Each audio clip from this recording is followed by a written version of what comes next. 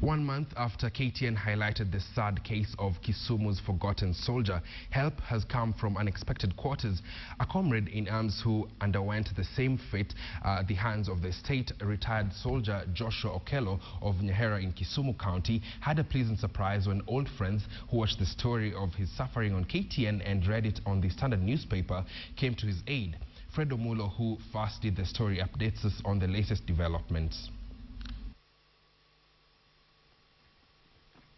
When KTN last visited Joshua Okello, the forgotten soldier had vowed to donate his only parcel of land to whoever could help him access compensation for wrongful dismissal from the military and non-payment of his dues. Halfway across the world in Scandinavia, a former colleague was watching the story on the internet and quickly recognized his friend. Okello's deplorable state moved him to make a quick trip from Norway to come and check on his comrade in arms. Some are taking their cases independently to court, and those that have taken their cases to court have been given awards. The courts have awarded them very heavily. Like you find our commander, he was jailed for 4 years. When he came out, he took the government to court, and just this year he was paid 35 million. Just like Okello, Oliech was wrongfully accused of participation in the 1982 coup and dismissed, ending up detained without trial. After years of torture, he was eventually released and honorably discharged when there was no evidence to prove his culpability. Most of the people that were affected were victims of circumstances. People were being arrested en masse, regardless of whether you took part in the coup or not. And once you had been arrested, you had to be tortured, and then you ended up being dismissed.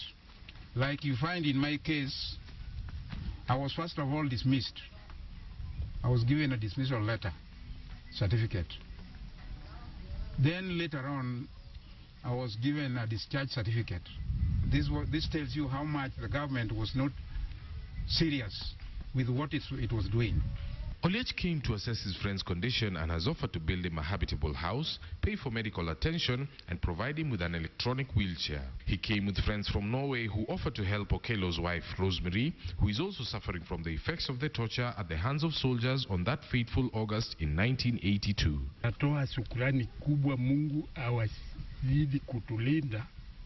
Vile wamenitembelea hapa, wameniletea maneno muhimu. Wanaenda kutengeneza vile naweza tembea, vile uzima naweza rudi vile nilikuwa, lakini kwa hayo yote Mungu ndiyo naweza. After years of spending most of his time in bed, Joshua Okello is now set to regain some mobility and independence.